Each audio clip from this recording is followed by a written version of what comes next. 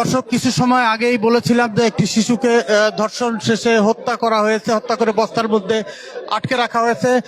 এখন আমরা দেখতে পাচ্ছি যে সেই যে যার বিরুদ্ধে এই ধর্ষণের অভিযোগ উঠেছিল তার লাশ হয়তো বা পড়ে আছে।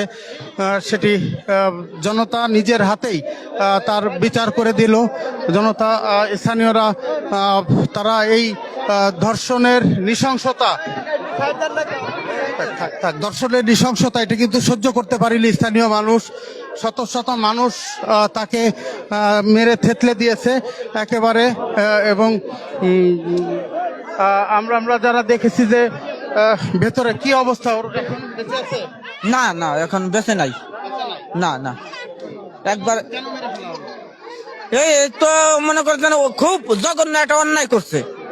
সে মনে করে একটা বাচ্চা শিশু, তার হাতে কোনো হিংসা থাকতে পারে না। এই জানোয়ারটা সেই শিশুটারে এমন ভাবে হত্যা করছে, তা পাবলিকে সহ্য করতে পারে নাই। এই কারণে তারে একবারে বিদায় করে দেওয়া হলো, যাতে কেউ এরকম আর না করে। এরকম যাতে আর কেউ না করে, সেই কাজটা করে দেওয়া হইলো রে। তো খুবই অন্যায় করছে। হ্যাঁ, খুব অন্যায় করছে। অন্যায় করে তো সাজা পাইলো, যে অন্যায় করছে এই অন্যায় সে সাজা বলে যাতে করে দেবে মারা ধরা হইলো, যাতে এরকম যাতে কেউ না করে, ওর দেয়া সবাই যাতে হেদায়ত হয়ে যায়। হ্যাঁ হ্যাঁ হ্যাঁ, এরকম সব মালিক এরকম শাস্তি হবে। দর্শক, বলছিলাম এই চর নসিপুরের যে ঘটনা, চর নসিপুরে ক্লাস 1-এ পড়ে ছোট্ট একটি শিশু, সেই শিশুটি গতকাল বিকাল থেকে নিখোঁজ হয় এবং নিখোঁজ হওয়ার পর থেকেই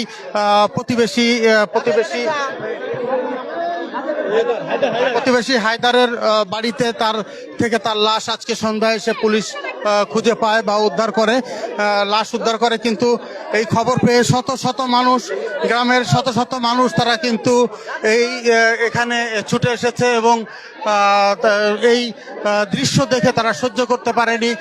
তারা ঘর ভেঙে তারা এই ঘরের মধ্যে প্রবেশ করে এবং যার বিরুদ্ধে এই ধর্ষণ এবং হত্যার অভিযোগ উঠেছিল তাকে নিজের হাতেই স্থানীয় জনতা বেধড়ক পিটিয়েছে এবং বলা হচ্ছে যে সে এরই মধ্যে মারা গেছে, সেটি জনতা বলছে।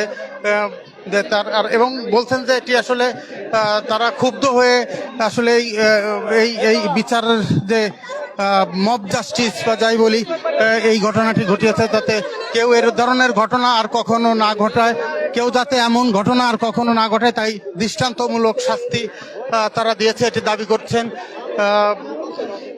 কিছু সময় আগেই কিন্তু এখানে পুলিশ চেষ্টা করেছে অনেক তাকে রক্ষা করবার, কিন্তু পারেনি। পুলিশের ব্যারিকেড ভেঙেই কিন্তু স্থানীয় জনতা শেষ পর্যন্ত এই যে হায়দার তার উপরে হামলা চালায়।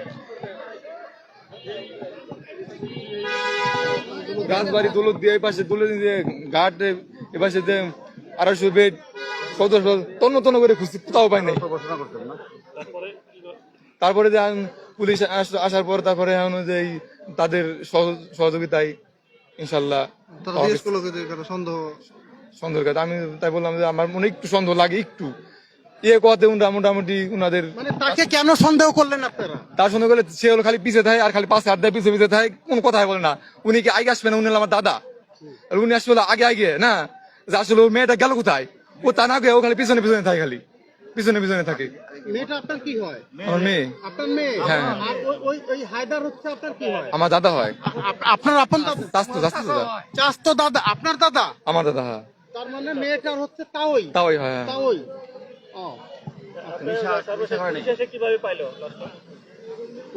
পুলিশ আসে, তারপরে ঘরের ভিতরে যায় খুঁজতে বস্তার ভিতরে পেয়ে গেছে।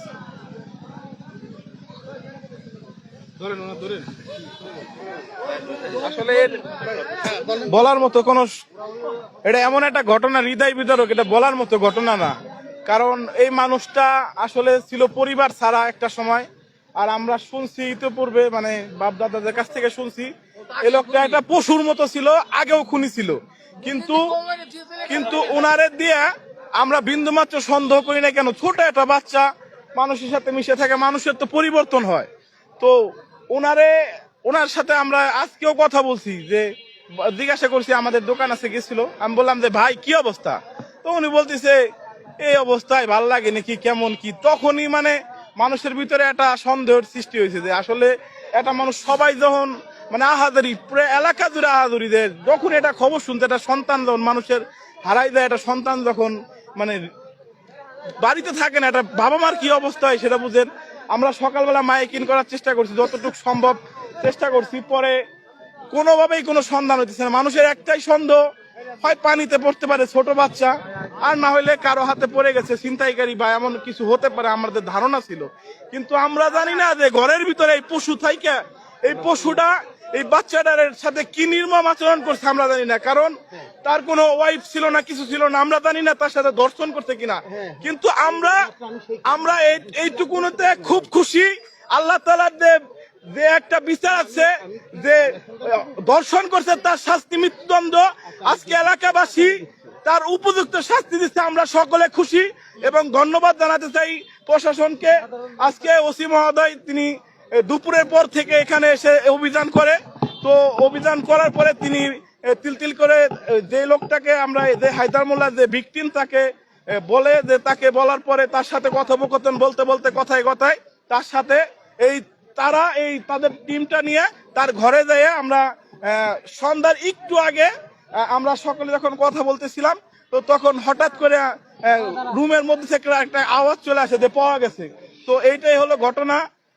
উনি অত্যন্ত নিকৃষ্ট মনের মানুষ, একটা মানুষ যে এমন হইতে পারে সেটা ভাষায় প্রকাশ করার মতো না। আমি এই কথা থেকে বলতে চাই যে আপনারা সকলেই যে দৃষ্টান্তমূলক শাস্তিটা দেখলেন, আপনারা সকলে যদি কারো মনে কোনো এরকম নিকারজনক চিন্তা চেতনা থেকে থাকে, আপনারা এগুলা থেকে দূরে আসুন এবং আমরা সকলে যাতে ভালো থাকতে পারি